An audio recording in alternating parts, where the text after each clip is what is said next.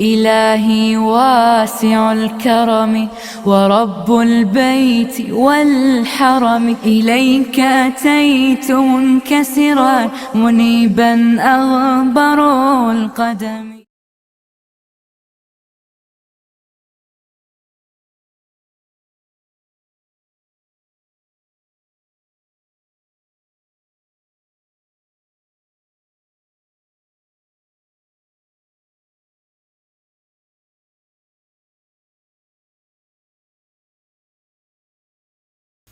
حضرات، آج جس موضوع کے تحت کچھ اہم باتیں ہوں گی وہ ہے توبہ استغفار کی اہمیت، اس کی فضیلت، اور رمضان المبارک میں اس توبہ استغفار کا کیا مقام و مرتبہ ہے۔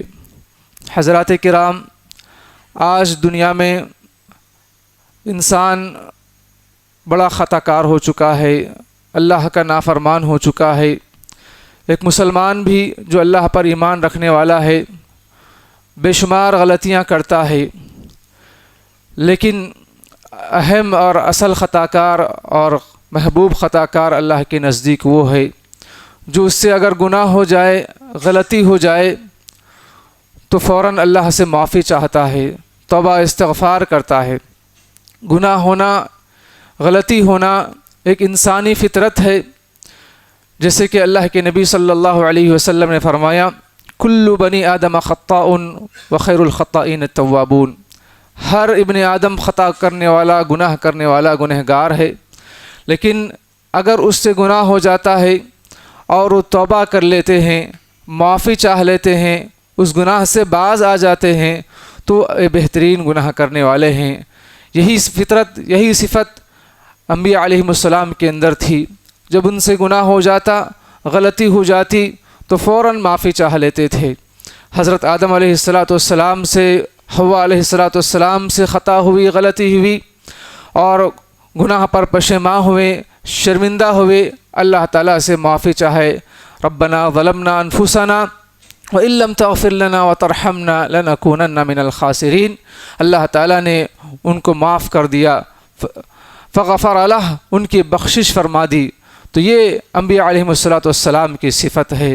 حاضرین کرام، حضرت عبداللہ بن مسعود رضی اللہ عنہ فرماتے ہیں کہ ایک مومن وہ گناہ کا بوجھ اپنے اوپر کیسے محسوس کرتا ہے، اور ایک گنہگار کافر گناہ کو کس طرح ہلکے میں لیتا ہے۔ کہتے ہیں، ان المؤمن یرا ذنوبہ کأنہ یجلس تحت جبل یخاف ان یقع علیہ۔ ایک مومن جب گناہ ہو جاتا ہے تو ایسے گناہ کے عذاب سے ڈرتا ہے، اس سے خوف کھاتا ہے، گویا کہ وہ ایک پہاڑ کے نیچے بیٹھا ہوا ہے اور یہ سمجھ رہا ہے کہ وہ اس پر گرنے والا ہے۔ اس طریقے سے بے چین اور ڈرا ہوا رہتا ہے، اور اس سے چھٹکارا اور خلاصی پانے کی وہ پوری کوشش کرتا ہے۔ لیکن کافر کا معاملہ کچھ الگ ہے۔ وَإِنَّ الْكَافِرَ يَرَى ذُنُوبَهُ كَذُبَابٍ، کہ کافر جب وہ گناہ کرتا ہے تو اس کا احساس بالکل ہی نہیں رہتا۔ اس کی مثال دیتے ہوئے کہتے ہیں، جیسے ناک پر مکھی بیٹھتی ہے اور وہ اپنے ہاتھ سے اس طرح اس کو ہلا کر اس کو دور کر دیتا ہے، تو اسی طرح سے اس کا گناہ کا احساس اس سے جاتا رہتا ہے، کوئی احساس نہیں رہتا۔ اور آج ہم اپنے گناہوں کا جائزہ لیں، اپنی غلطیوں کا جائزہ لیں تو اسی کافر کی طرح ہمارا احساس ختم ہو چکا ہے۔ اسی طرح ہم گناہ کر رہے ہیں، شرک بھی ہو رہا ہے، اور غیر اللہ کے سامنے حاجات رکھتے ہیں اور مزاروں پر جا کر شرک کرتے ہیں، اور نہ جانے خرافات کرتے ہیں اور اللہ کو ناراض کرتے ہیں، ذرا برابر بھی احساس نہیں۔ آج آپ دیکھیں ہمارے اس حیدرآباد شہر میں کتنے ایسے درگاہیں ہیں، کتنے ایسے قبے ہیں جہاں پر مزارات پر جا کر لوگ اپنا ایمان بیچ رہے ہیں۔ اپنا دین بیچ رہے ہیں، لیکن ذرا بھی احساس نہیں کہ یہ اللہ کے ساتھ شرک جو سب سے بڑا گناہ ہے، ان الشرک لظلم عظیم، اللہ نے فرمایا شرک سب سے بڑا بھاری ظلم ہے، لیکن ذرا بھی احساس نہیں ہے، ذرا بھی احساس نہیں ہے، بلکہ ایسی جگہ پر جانا وہ عبادت سمجھتے ہیں، وہ ثواب سمجھتے ہیں۔ اللہ کی پناہ، اللہ کی پناہ۔ حاضرین، آج بدعت و خرافات کا معاملہ بھی کچھ اسی طرح ہے کہ عبادات میں نئے نئے کام ایجاد کرتے ہیں اور یہ سمجھتے ہیں کہ ہم نیک عمل کر رہے ہیں، ہم اچھا کام کر رہے ہیں، حالانکہ وہ اچھا کام نہیں بلکہ گناہ، بلکہ جو ہے جہنم میں لے جانے والا عمل کر رہے ہیں۔ کل بدعت ضلالہ وکل ضلالۃ فی النار، کہ ہر بدعت، ہر دین میں نیا کام جو اللہ کے نبی کا طریقہ نہیں ہے لیکن لوگوں نے اس کو شروع کر لیا ہے دین سمجھ کر، وہ بدعت ہے، اور ہر بدعت گمراہی ہے، اور ہر گمراہی کا انجام جہنم ہے۔ آئیے اسی طریقے سے آج مسلمانوں میں کتنے ایسے معاملات میں گناہ ہو جاتے ہیں۔ جھوٹ کا معاملہ ہے، غیبت کا معاملہ ہے، چغل خوری کا معاملہ ہے، اور مالی معاملات میں سودی لین دین ہے، رشوت کا معاملہ ہے، اسی طریقے سے خیانت، دھوکہ دہی، اس طرح کے بے شمار گناہ انسان سے ہو رہے ہیں، آج مسلمان سے ہو رہے ہیں، لیکن احساس نہیں ہے کہ میں اللہ کی نافرمانی کر رہا ہوں، میں اللہ کو ناراض کر رہا ہوں۔ اور اسی طرح سے اپنے بڑوں کی نافرمانی، ماں باپ کو ناراض کرنا، ان کا دل دکھانا، ان کو تکلیف دینا، یہ بھی بہت عام سی بات ہو چکی ہے۔ اور بات بات میں گالی گلوچ کرنا، بات بات میں جو ہے یعنی ہنسی مذاق ٹھٹا کرنا، لوگوں کے دلوں کو دکھانا، یہ بہت سا ہلکا گناہ ہو چکا ہے، اسے بہت معمولی آج ہم سمجھ رہے ہیں۔ اس کے باوجود ہم نماز بھی پڑھتے ہیں، روزہ بھی رکھتے ہیں اور بہت سے اعمال کر رہے ہیں، لیکن ایسے کو گناہ کر کے اللہ کو ناراض بھی کر رہے ہیں، لیکن آج احساس ہمارے دلوں سے نکلتا جا رہا ہے، ہمیں کوئی فکر نہیں کہ اس گناہ پر اللہ تعالیٰ کتنی بڑی گرفت کرنے والا ہے، کتنا ناراض ہو رہا ہے۔ اگر زبان سے کوئی ایسی غلطی ہو جاتی ہے تو اس کی وجہ سے انسان وہ بہت ہی جو ہے جہنم کی گہرائیوں میں چلا جاتا ہے، جبکہ زبان ہر دن انسان سے کہتی ہے کہ پورے جسم کے اعضاء زبان سے کہتے ہیں کہ اے زبان اگر تو درست رہی تو ہم پورے اعضاء درست رہیں گے، اگر تو بگڑ گئی تو ہم سب بگڑ جائیں گے۔ تو یہ جو ہے زبان کا معاملہ ہے، اس سے کتنے سارے گناہ ہو رہے ہیں۔ بتانا مقصود یہ ہے کہ ہم جو ہے گناہ کا اپنے دل میں احساس پیدا کریں کہ یہ غلطی مجھ سے ہوئی ہے، اس غلطی سے کیسے دور ہوں، اس غلطی سے کیسے اپنے آپ کو بچاؤں اور آئندہ نہ کروں، اپنے رب کو کیسے منا لوں، کیسے اللہ تعالیٰ کے سامنے یعنی میں کھڑا ہوں گا کل قیامت کے دن جب اللہ تعالیٰ مجھ سے سوال کرے گا تو میں کیا جواب دوں گا۔ یہ احساس آج اپنے اندر جگانے کی ضرورت ہے، اپنے اندر پیدا کرنے کی ضرورت ہے۔ محترم حاضرین کرام، انبیاء علیہم السلام کے اندر یہ جو احساس تھا، یہ جو ہے ذری غلطی بھی نہیں ہوتی لیکن ان کے اندر جو ہے اتنا جو ہے احساس جاگ جاتا کہ فوراً توبہ کرتے۔ حضرت آدم علیہ السلام نے، حوا علیہ السلام نے توبہ کی، اللہ نے ان کی توبہ کو قبول فرمائی۔ نوح علیہ السلام نے اپنا جو ان کا بیٹا کافر تھا، جو سمندر کی موجوں میں غرق ہو رہا تھا، اور وہ باپ کی جو ہے شفقت، وہ جو ہے اس کو جو ہے اس کی وجہ سے ان کو اپنے بیٹے کو کشتی میں بلانے کی، انہوں نے آنے کی دعوت دی، لیکن جو ہے وہ بیٹا آنے سے انکار کر دیا۔ آخر موج نے باپ اور بیٹے کے درمیان جو جدائی ڈال دی، وہ ڈوب گیا۔ اپنے رب سے دعا کرتے ہیں کہ اے اللہ، تیرا وعدہ تھا کہ تو اب میرے گھر والوں کی مدد کرے گا، بخشش کرے گا، یہ میرا بیٹا میرے گھر والوں میں سے ہے۔ تو اللہ نے فرمایا کہ تو نہیں جانتا کہ وہ جو ہے مومن نہیں ہے، وہ کافر ہے، وہ تیرے گھر والوں میں سے نہیں ہے۔ پھر حضرت نوح علیہ السلام نے اللہ تعالیٰ سے دعا کی، رب انی اعوذ بک ان اسألک ما لیس لی بہ علم والا تغفر لی وترحمنی اکن من الخاسرین۔ اسی طریقے سے حضرت موسیٰ علیہ السلام نے ایک شخص کو ایک مکہ مارا غلطی سے اور وہ مر گیا، اتنے بڑے طاقتور تھے۔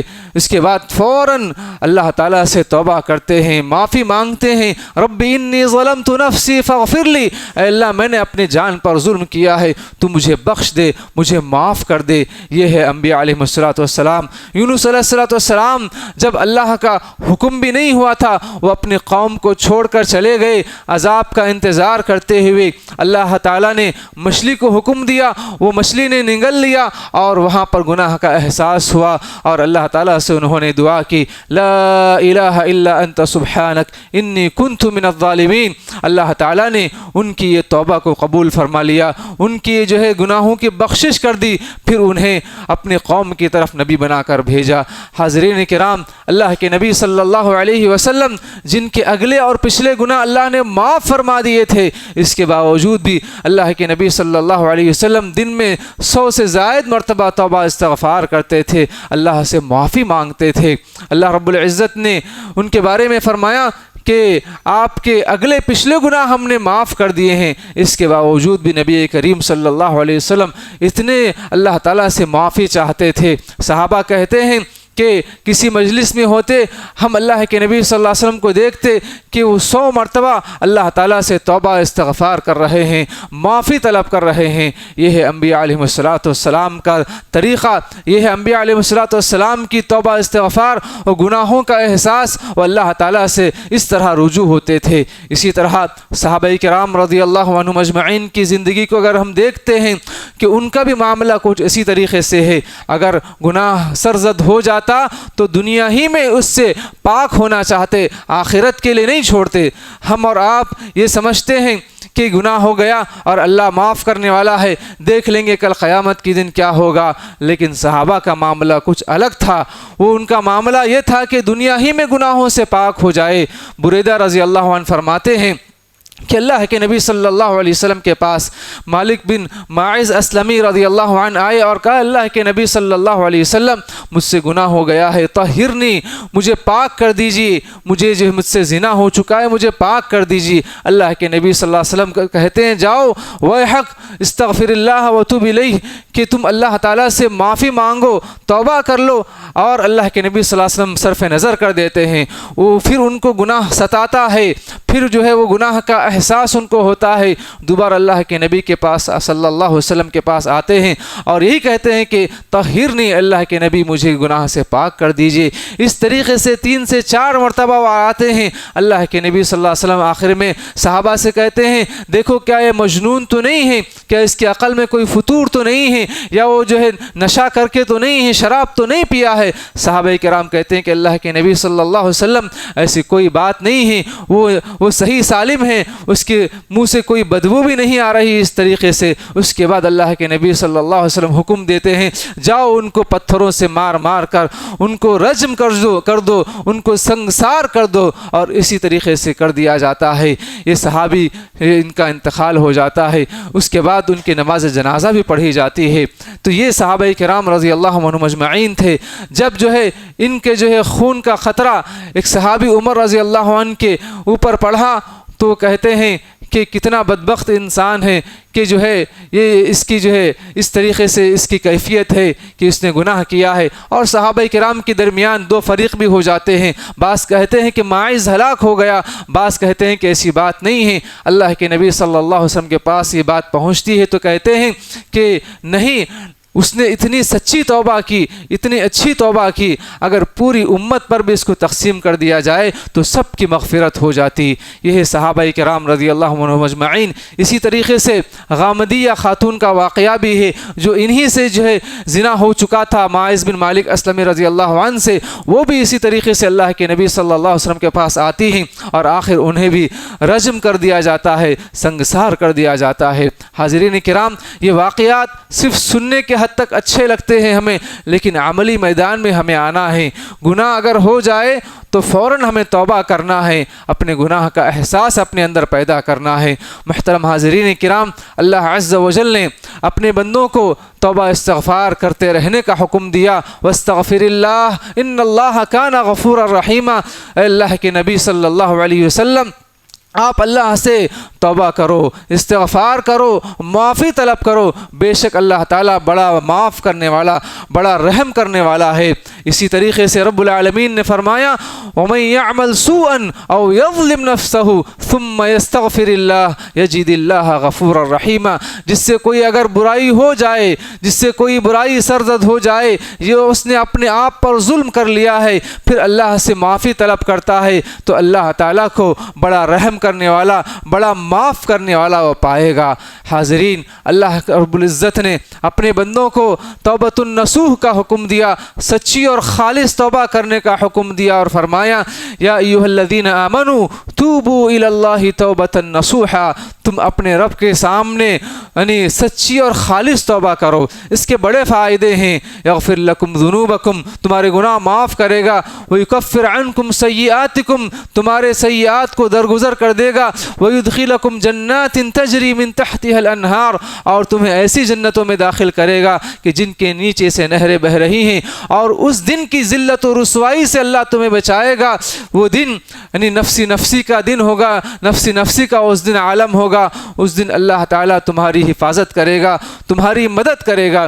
تو توبہ استغفار کریں گے تو رب العالمین دنیاوی فوائد بھی رکھا ہے اور اخروی فوائد بھی رکھا ہے۔ اسی طریقے سے اللہ عز و جل نے توبہ استغفار کی قرآن میں جگہ جگہ دعوت دی، اور جو ہے اپنے بندوں کو معافی کا اعلان کرتے ہوئے فرمایا قل یا عبادی الذین اسرفوا علی انفسہم لا تقنطوا من رحمت اللہ ان اللہ یغفر الذنوب جمیعا انہ هو الغفور الرحیم۔ اے اللہ کے نبی صلی اللہ علیہ وسلم، آپ میرے ان بندوں سے کہہ دیجئے جنہوں نے اپنے آپ پر ظلم کیا ہے کہ تم اپنے اللہ کی رحمت سے نا امید نہ ہو، مایوس نہ ہو جاؤ، بے شک اللہ تعالیٰ تمام گناہوں کو معاف کرنے والا، مغفرت کرنے والا، بے شک وہ بہت بڑا مہربان اور بڑا معاف کرنے والا ہے۔ جب یہ آیت نازل ہوئی تو اس کے پیچھے ایک واقعہ ہے۔ اللہ کے نبی صلی اللہ علیہ وسلم جب لوگوں کو، مشرکین کو دعوت دے رہے تھے اسلام قبول کر لو، ایمان لے آؤ، تو وہ کہتے تھے کہ ہم جو ہے بڑے گنہگار ہیں، ہم جو ہے اپنے بچوں کو ہم نے قتل کر دیا ہے، ہم نے لوگوں کا خون بہایا ہے، بڑے بڑے ہم سے گناہ ہو چکے ہیں، کیا ہماری کوئی توبہ بھی ہے؟ اللہ تعالیٰ ہمارے گناہوں کو کیا معاف کرے گا؟ اس کی کیا کو تم گارنٹی دو گے؟ تو اللہ عز و جل نے اس وقت یہ آیت نازل فرمائی، اے لوگوں جنہوں نے اپنے آپ پر ظلم کیا ہے، اللہ تعالیٰ سے نا امید نہ ہو، اس کی رحمت سے نا امید نہ ہو، وہ بڑا معاف کرنے والا، بڑا رحم کرنے والا ہے۔ وہ تو اللہ رب العزت ایسا بڑا کریم و رحیم ہے، اپنے ساتھ شرک کرنے والے لوگوں کو معاف کرتا ہے۔ عیسائی جو اللہ کے نبی صلی اللہ کے نبی حضرت عیسیٰ علیہ السلام کو اللہ کا بیٹا بنا دیے تھے، اور اللہ تعالیٰ کو اقانیم ثلاثہ میں سے ایک شمار کرتے تھے، یعنی اس طریقے سے وہ رب العالمین کے ساتھ غیر اللہ کو شریک کرنے والے، ان کو تک اللہ تعالیٰ نے یہ دعوت دی، افلا یتوبون الی اللہ ویستغفرونہ، کیا وہ اللہ تعالیٰ سے معافی مانگے اور توبہ استغفار کریں تو اللہ تعالیٰ انہیں معاف کرنے والا ہے، ان پر رحم کرنے والا ہے۔ تو رب العالمین ایسا ہے کہ مشرکوں کو بھی معاف کرنے والا، کافروں کو بھی معاف کرنے والا، بڑے سے بڑے ظالم لوگوں کو بھی معاف کرنے والا ہے۔ لیکن شرط یہ ہے دوستو اور بھائیوں کہ انسان کے اندر گناہ کا احساس پیدا ہو، اپنے رب کے سامنے جو ہے عاجز ہو جائے، شرمندہ ہو جائے اور معافی مانگتا رہے، توبہ استغفار کرتا رہے۔ توبہ نصوح کی کچھ شرائط ہیں، اگر اس کو پورا کرے تو اس کی توبہ قابل قبول ہے، ورنہ قابل قبول نہیں ہے۔ سب سے پہلی بات یہ ہے کہ وہ شخص اخلاص کے ساتھ توبہ کرے، دکھاوا اور ریاکاری کے لیے توبہ نہ کرے۔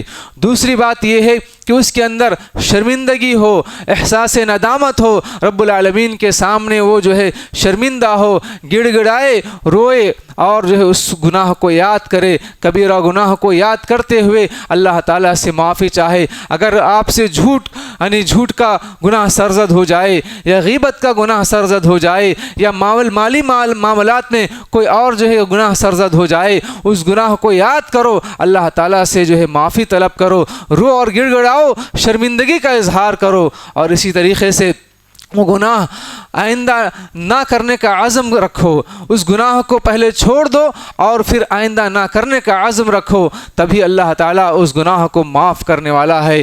اس گناہ کو جو ہے صرف نظر کر کے ان کے بجائے نیکیاں دینے والا ہے۔ ان الحسنات یذہبن السیئات، اگر اس طریقے سے توبہ کرو گے، استغفار کرو گے، اللہ تعالیٰ یعنی اس گناہ کو بھی معاف کر دے گا اور اس کو نیکیوں میں بھی تبدیل فرمائے گا۔ اللہ اتنا رحیم و کریم ہے، اتنا مہربان ہے۔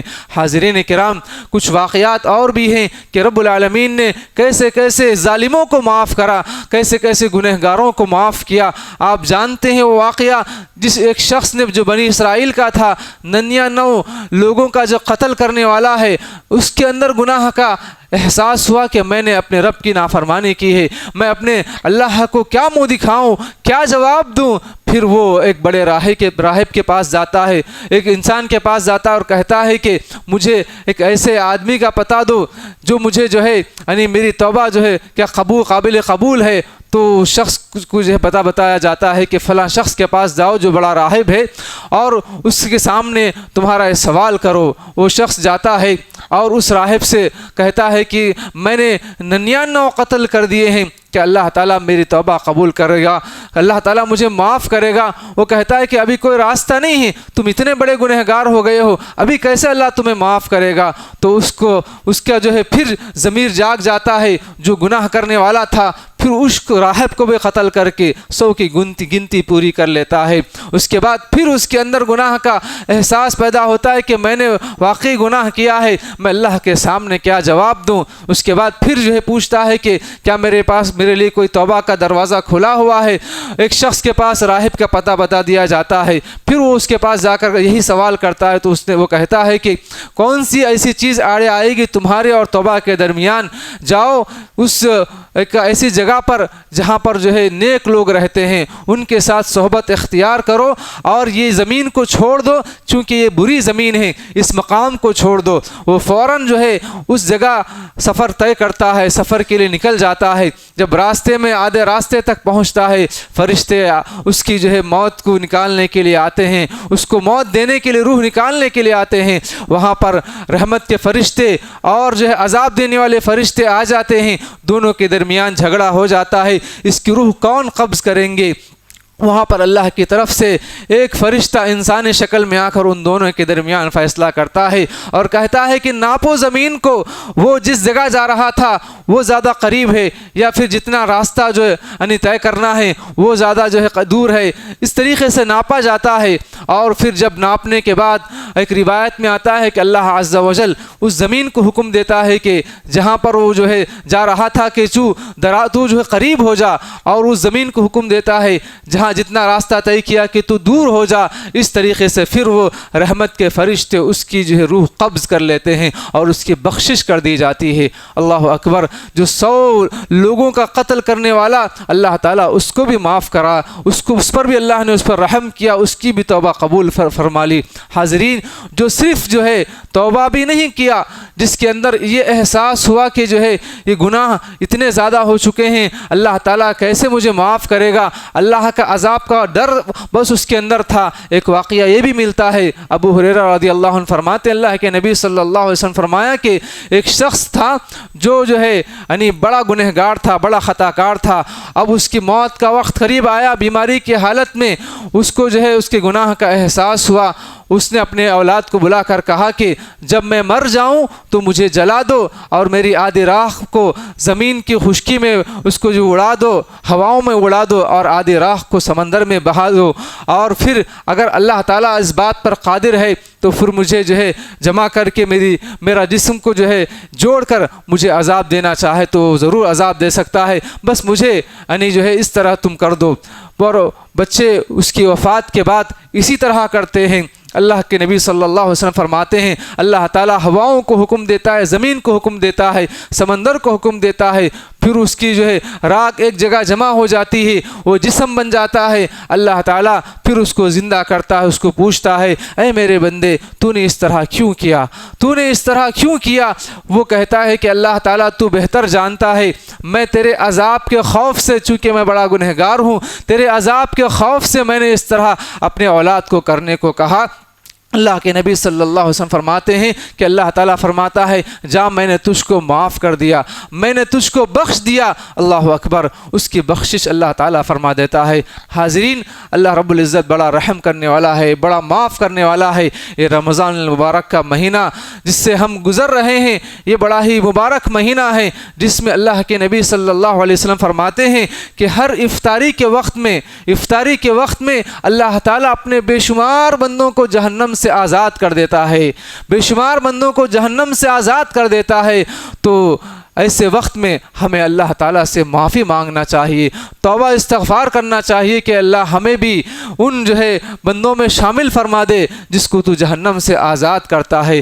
اللہ کے نبی صلی اللہ علیہ وسلم فرماتے ہیں ایسے وقت میں اللہ تعالیٰ دعاؤں کو قبول فرماتا ہے، ایسے وقت میں دعائیں کرنا ہے، توبہ استغفار کرنا ہے۔ آج ہم عبادت بھی کرتے ہیں تو اس کے اندر بھی ہم سے بے شمار غلطیاں ہو جاتی ہیں، خطائیں ہو جاتی ہیں۔ ہم نماز بھی پڑھتے ہیں، زکوٰۃ بھی دیتے ہیں اور دیگر حج بھی کرتے ہیں، بے شمار نیکیاں بھی، اس کے اندر بھی کئی زیادہ ہم سے گناہ ہو رہے ہیں۔ اور اس کے علاوہ زندگی میں شادی بیاہ کے معاملات میں اتنا بے فضولی کے ساتھ پیسے لٹاتے ہیں اور شادی بیاہ کے وقت میں اتنا زیادہ گناہ کا کام کرتے ہیں، ذرا برابر بھی وہاں پر خوف الہی، خشیت الہی نہیں رہتا، بلکہ اللہ کو زیادہ سے زیادہ ناراض کرنے کی پوری ہماری مائیں بہنیں بھی کوشش کرتی ہیں اور ہمارے نوجوان بھائی بہنیں بھی کوشش کرتے ہیں۔ ایسے گنہگار ہیں ہم، اتنے بڑے گنہگار ہیں کہ مالی معاملات میں، وراثت کے معاملات میں بھی لوگوں کے، اپنے رشتہ داروں کے مالوں کو ہڑپ کرنے کی کوشش کرتے ہیں، ان کی زمینوں کو ہڑپ کرتے ہیں، ان کے مالوں پر قبضہ کر لیتے ہیں۔ ایسے بڑے بڑے گنہگار ہم ہو چکے ہیں۔ یہ توبہ کا دروازہ ابھی کھلا ہوا ہے، اللہ سے معافی مانگو، توبہ استغفار کر لو اور جس کے جو حقوق ہے اس کو واپس کر دو، اس کو لوٹا دو، پھر اللہ تعالیٰ سے معافی مانگو۔ اللہ کے نبی صلی اللہ علیہ وسلم فرماتے ہیں کہ بے شک اللہ تعالیٰ ہر رات میں اپنے ہاتھوں کو پھیلاتا ہے، ان اللہ یبسط یدہ باللیل لیتوب مسیء النہار، تاکہ دن کا گنہگار رات کو توبہ کر لے، اور اسی طرح اللہ تعالیٰ دن کے وقت میں اپنا ہاتھ پھیلاتا ہے تاکہ رات کا گنہگار دن کے وقت میں وہ توبہ استغفار کر لے، حتی تطلع الشمس من مغربها۔ یہ معاملہ اس وقت تک رہتا ہے جب تک کہ سورج مغرب سے طلوع ہو جائے۔ یہ اللہ رب العزت اپنے بندوں کے ساتھ اتنا مہربانی کر رہا ہے، اتنا رحم کرنے والا ہے کہ اپنے ہاتھوں کو پھیلاتا ہے اور کہتا ہے کہ کون ہے جو مجھ سے معافی طلب کرنے والا ہے، میں اس کو معاف کر دینے والا ہوں۔ حاضرین کرام، ضرورت اس بات کی ہے کہ ہم اپنے گناہ کا احساس پیدا کریں، اللہ تعالیٰ سے معافی مانگتے رہیں۔ محترم حاضرین کرام، اسی طریقے سے صحابہ کرام اللہ کے نبی صلی اللہ علیہ وسلم نے اور بہت سی احادیث میں توبہ استغفار کی طرف دعوت دی اور اس میں جلدی کرنے کی دعوت دی اور فرمایا کہ ان اللہ یغفر توبۃ العبد ما لم یغرغر، جب تک کہ بندے کی موت کا وقت قریب نہ آئے اس وقت تک اللہ تعالیٰ بندے کی توبہ قبول کرتا ہے، جب تک حلق میں موت آ کر نہ اٹکے اس وقت تک موقع ہے، اس کے بعد موقع نہیں ہے۔ اگر کل قیامت کے دن جتنے بھی اپنے عذاب سے بچنے کے لیے زمین بھر کر سونا بھی دے کر عذاب سے چھٹکارا پانا چاہے تو وہاں پر اس کی کوئی راہ نہیں ہے۔ اگر ایک نیکی اپنی ماں سے، اپنی باپ سے، اپنی بیوی سے، اپنی اولاد سے لینا چاہے، کوئی ایک بھی نیکی دینے والا نہیں ہے، تو یہ وقت ہے کہ ہم اللہ تعالیٰ سے معافی مانگے، نیکیاں کرتے جائیں، گناہ سے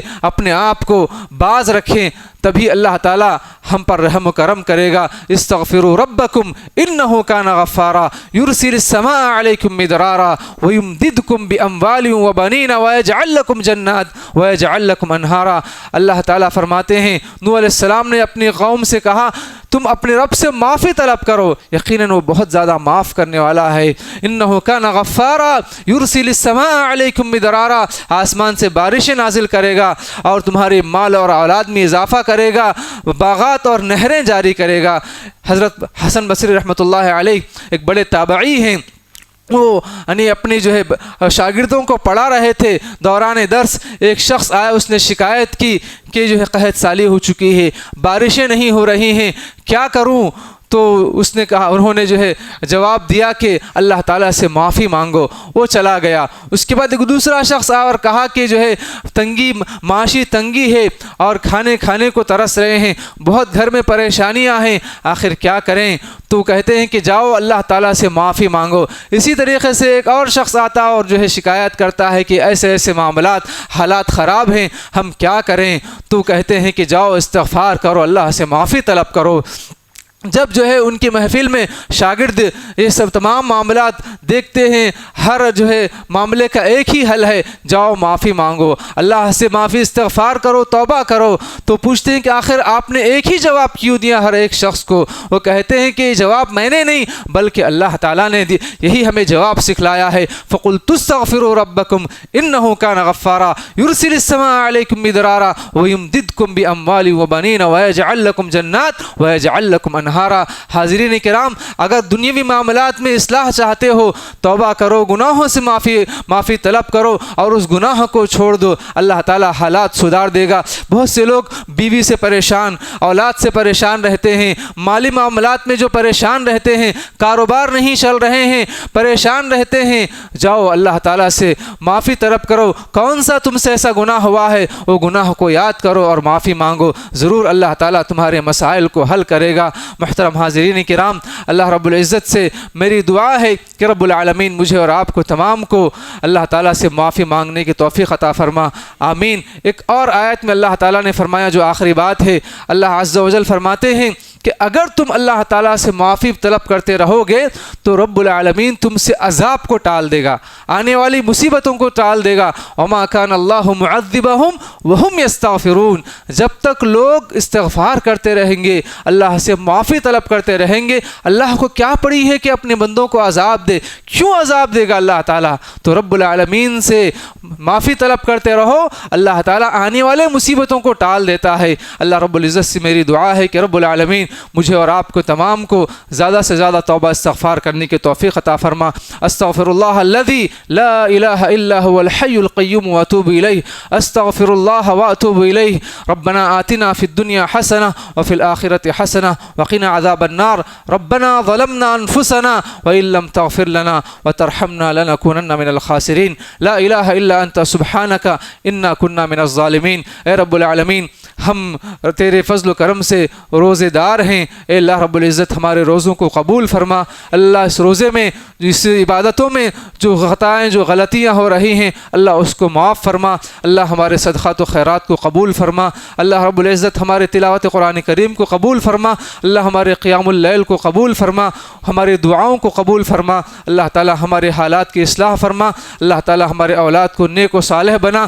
ہم میں جو بھی بیمار ہیں، اللہ سب کو صحت کاملہ، شفا عاجلہ عطا فرما. اللہ مسلمان جہاں کہیں پریشان حال ہیں ان کی پریشانی کو دور فرما، آمین یا رب العالمین. وقول قولی هذا واستغفر اللہ لی ولکم ولسائر المسلمین من کل ذنب فاستغفروه انه هو الغفور الرحیم.